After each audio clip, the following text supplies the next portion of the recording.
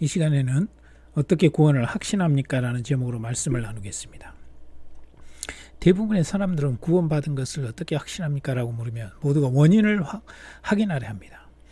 확신의 근거를 원인에다 둡니다. 그런데 아무리 찾아도 자신에게 원인이 될 만한 근거가 없는 사람이 대부분입니다. 요한복음 3장 8절에 보시면은 바람이 임의로 불매 내가 그 소리를 들어도 어디서 오며 어디로 가는지 알지 못하나니 성령으로 난 사람은 다 이러하니라 했습니다. 여기서 거듭난 사람은 구원받은 사람을 말합니다. 예수님이 거듭난 사람을 설명할 때 원인을 알 수 없다고 다만 거듭났다는 결과만 있다고 말씀합니다. 성경은 믿음으로 말미암아 구원을 얻는다고 이야기할 때 이것이 행위가 아니라고 말합니다.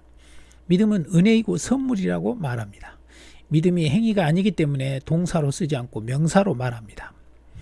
믿음은 원인이 없는 결과의 법칙입니다. 그래서 은혜이고 선물입니다.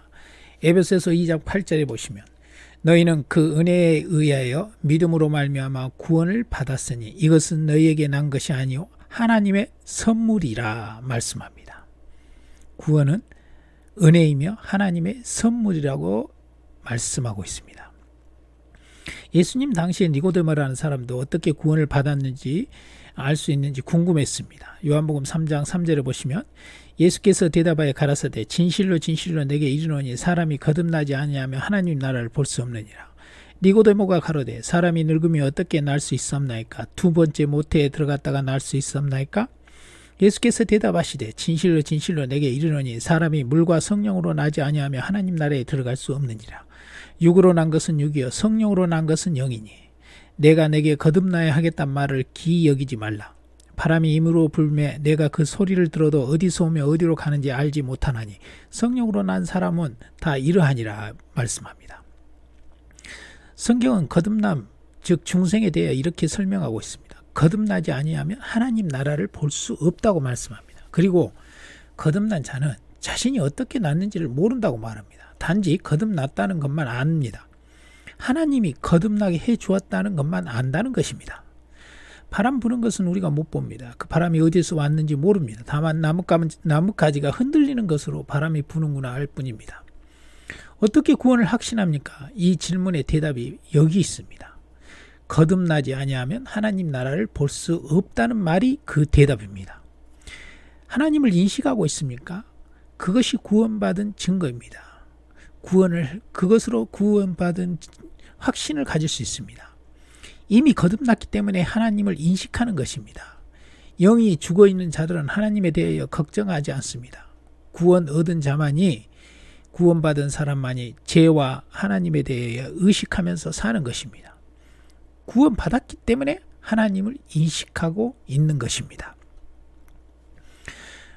자, 우리가 그런데 구원에 대하여 확신이 흔들리는 것은 구원 이후에 광야를 경험하기 때문입니다. 바로 젖과 꿀이 흐르는 땅에 들어가게 되면 구원에 대한 의심은 없습니다. 신앙생활을 하고 바로 병이 낫고 부자 되고 승진하고 문제가 해결되고 한다면 구원에 대하여는 의심할 여지가 없을 것입니다. 그런데 하나님이 우리를 인도하는 과정은 한마디로 성화의 길입니다. 우리를 새 사람으로 고치는 과정을 인도합니다. 쉽게 이해하면 고장난 것을 고치기 위해서 구원 이후에 우리를 수리공장에 보낸다는 것입니다. 그것이 광야의 삶이라는 것입니다. 그런데 이 광야의 삶이라는 것이 애굽의 노예의 삶과 별 다를 바가 없습니다. 여전히 배고프고 고달픕니다.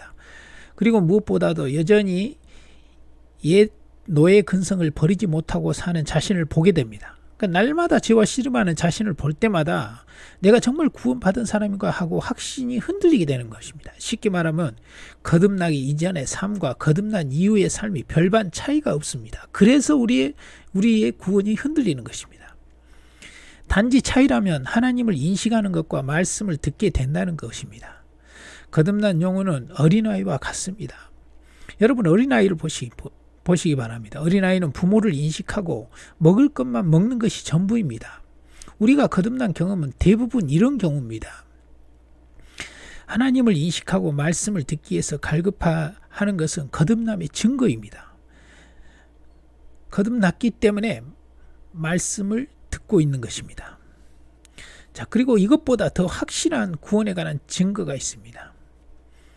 그것은 바로 예수님을 구주로 시인하는 것입니다. 고린도전서 12장 3절에 보시면 그러므로 내가 너에게 알게 하노니 하나님의 영으로 말하는 자는 누구든지 예수를 저주할 자라 하지 않고 또 성령으로 아니하고는 누구든지 예수를 주시라 할 수 없느니라 했습니다. 가장 확실한 구원받은 증거는 예수를 구주로 시인하는 것입니다. 우리가 특별한 체험이 없어도 예수님을 구주로 시인하고 산다면 이미 구원받은 사람입니다. 왜 그렇습니까?